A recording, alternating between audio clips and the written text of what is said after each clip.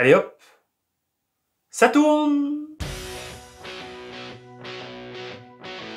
Bonjour à tous les athlètes de France et bienvenue dans ce 7e épisode de Diamond France, un épisode que je tourne en étant encore bénévole aux championnats du monde de para-athlétisme qui se tiennent jusqu'à aujourd'hui à Charletti.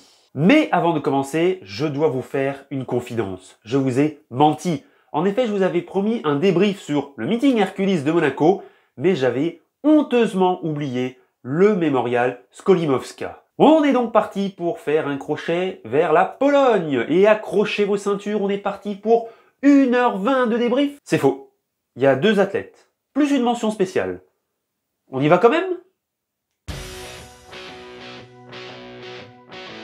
D'ailleurs, il n'y a que des tops aujourd'hui. Et la première athlète de la liste, vous ne pouvez pas savoir à quel point j'attendais son retour. Je veux bien sûr parler de Renelle Lamotte sur 800 mètres. On l'oublie parfois, mais il s'agit quand même de la meilleure athlète féminine depuis une petite dizaine d'années. Triple vice-championne d'Europe en titre, peu de filles peuvent se targuer d'une telle régularité depuis 2016. Et au-delà de ça, Renelle, c'est une personnalité attachante qui fait office d'icône médiatique pour l'athlétisme féminin qui est en panne de résultats globaux depuis trop longtemps. Malheureusement pour nous et pour elle, elle s'est tordue la cheville lors d'un stage début mai et sa dernière course officielle remonte à septembre 2022. Donc son retour, il était quand même assez attendu, mais il n'y a pas spécialement de stress puisque les minima pour les mondiaux, elle les a depuis la finale des championnats d'Europe de 2022. Donc l'enjeu c'est plutôt de retrouver au plus vite un niveau de forme compétitif, surtout en vue des championnats de France qui se tiendront du 28 au 30 juillet. Parce qu'il faut quand même signaler que les France sont un point de passage obligé sur la route des mondiaux. La Fédération française y accorde énormément de valeur et se faire battre par une adversaire qui aurait réalisé à ce moment-là les minima peut potentiellement nuire à sa sélection à Budapest. Mais laissons ces considérations au pleutre. Renelle Lamotte termine 7e en 1 minute 59 secondes 30 centièmes, soit pile poil les minima pour les Jeux Olympiques. Elle n'a jamais perdu son niveau, il est bien là et c'est une reprise du tonnerre. Ce premier chrono de sa saison, il constitue une excellente référence pour la suite.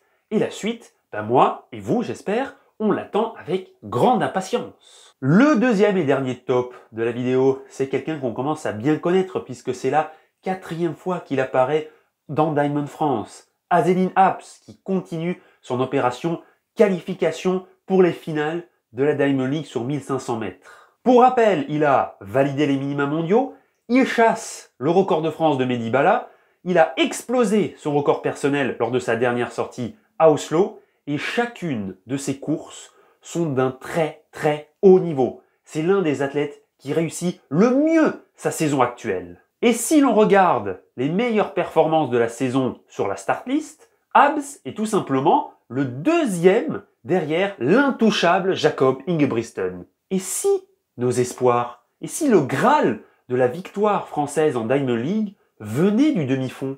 Bon, vous emballez pas quand même, il a fini 9e en 3 minutes, 31 secondes et 61 centièmes. Mais il est quand même au top de sa forme, parce que c'est le 2e meilleur chrono de sa carrière sur 1500 mètres, juste derrière sa démonstration de force aux Bislett Games. La seule chose un peu dommage, c'est que cette 9e place ne lui donne aucun point au classement général. Seuls les 8 meilleurs sont récompensés. Mais bon, il ne devrait laisser aucune chance aux concurrents lors des championnats de France dans 15 jours. Finito avec les athlètes, on passe aux mentions spéciales. Et celle-ci, vous commencez à bien la connaître aussi. C'est le GOAT des lièvres, il ne faillit jamais à sa mission. Je veux bien sûr parler de l'inoxydable Mounir Akbash. Pour les curieux, sachez qu'il vaut 3 minutes 39 sur le 1500 et 1 minute 49 sur le 800 mètres. Alors, c'est pas suffisant pour être athlète international, mais ça lui permet d'être, même à 37 ans, un excellent lièvre. Et encore une fois, est-ce qu'on pourrait pas dire que c'est grâce à Mounir que Jacob Ingebrigtsen a battu son record personnel, battu le record du meeting, battu le record d'Europe et possède maintenant la 4e meilleure performance de tous les temps en 3 minutes 27 secondes et 14 centièmes. Alors merci Mounir, merci d'être un exemple au quotidien et de nous montrer que on peut avoir un projet sportif ambitieux et un projet professionnel qu'il est tout autant, puisque pour rappel, il est directeur d'une agence d'ingénierie spécialisée dans le respect de l'environnement. Et voilà, c'est tout pour cet épisode, mais on se retrouve très vite pour un enchaînement de belles aventures, puisque